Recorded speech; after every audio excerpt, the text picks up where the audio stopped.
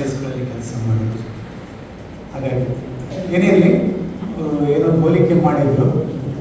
ಈಗ ಇಲ್ಲೆಲ್ಲ ಕೆಲವರಿಗೆ ಭಾಷಣ ಎಲ್ಲ ಕೇಳುವಾಗ ಅನಿಸ್ತದೆ ನಾನು ಬರೀಬೇಕು ಅಲ್ಲ, ಹೌದಲ್ಲ? ನಿಮ್ಮ ಹೆಸರು ಸಂಗೀತ. ಸಂಗೀತನಿಗೆ ಅನಿಸ್ತದೆ ನಾನು ಒಂದು ಯಾಕೆ ಬರೆಯಬಾರದು ಒಂದು ಗೀತ, ನನ್ನ ಹೆಸರು ಸಂಗೀತ, ಹಾಗಾಗಿ ನಾನು ನಿತ್ಯವೂ ಬರೆಯುತ್ತೇನೆ ಗೀತ ಅಲ್ವಾ?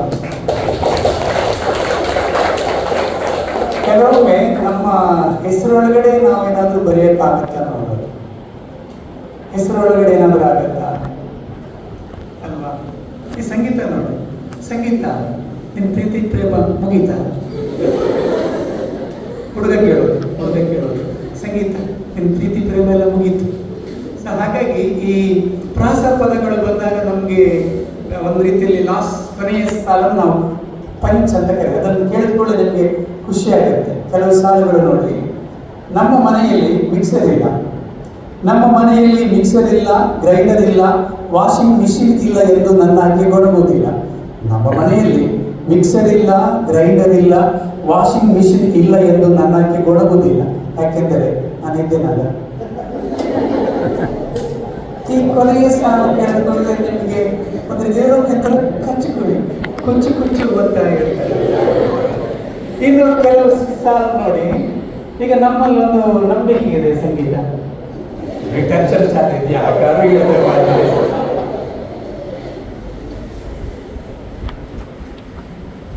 ನೆತ್ತಿಯ ಮೇಲೆ ಹಲ್ಲಿ ಬಿದ್ರೆ, ಹಲ್ಲಿಗೆ ಏನ್ ಹೇಳ್ತಾರೆ ಇಂಗ್ಲಿಷ್ನಲ್ಲಿ? ಕನ್ನಡ ಇಲ್ಲಿ ಬಿದ್ದರೆ ಲಿಸರ್ಡ್ ಇಲ್ಲಿ ಸತ್ತೇ ಹೋಗ್ತಾರೆ. ನಿಮ್ಗೆ ಗೊತ್ತಿಲ್ವಾ? ಕೇಳಿ ಈ ಪದ್ಯ, ಕೇಳಿ ಈ ಅನೇಕವನ್ನ ಕೇಳಿ. ನೆತ್ತಿಯ ಮೇಲೆ ಹಲ್ಲಿ ಬಿದ್ದರೆ ಸಾಯುತ್ತಾರೆ ಅನ್ನುತ್ತಾರಲ್ಲ, ಆ ಮಾತು ಸುಳ್ಳಲ್ಲ. ನೆತ್ತಿಯ ಮೇಲೆ ಹಲ್ಲಿ ಬಿದ್ದರೆ ಸಾಯುತ್ತಾರೆ ಅನ್ನುತ್ತಾರಲ್ಲ, ಆ ಮಾತು ಸುಳ್ಳಲ್ಲ. ಮೊನ್ನೆ ನನ್ನ ಗೆಳೆಯನ ನೆತ್ತಿ ಮೇಲೆ ಹಲ್ಲಿ ಬಿದ್ದು, ಮೊನ್ನೆ ನನ್ನ ಗೆಳೆಯನ ನೆತ್ತಿ ಮೇಲೆ ಹಲ್ಲಿ ಬಿದ್ದು ಪಾಪ ಸತ್ತೇ ಹೋಯಿತು.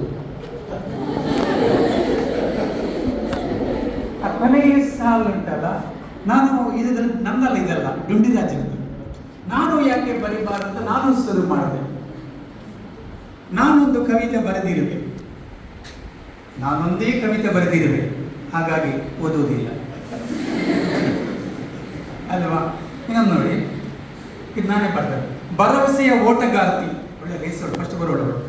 ಭರವಸೆಯ ಓಟಗಾರ್ತಿ ಕೊನೆಗೂ ಓಡಿ ಗುರಿ ಮುಟ್ಟಿದಳು. ಭರವಸೆಯ ಓಟಗಾರ್ತಿ ಕೊನೆಗೂ ಓಡಿ ಗುರಿ ಮುಟ್ಟಿದಳು ನಲ್ಲನೊಂದಿಗೆ.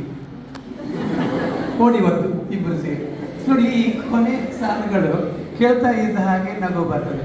ಅಂದರೆ ನಿಮಗೆ ಸಾಹಿತ್ಯದಲ್ಲಿ ಆಸಕ್ತಿ ಬರಬೇಕಾದ್ರೆ ಇಲ್ಲಿ ಶುರುವಾಗಬೇಕು.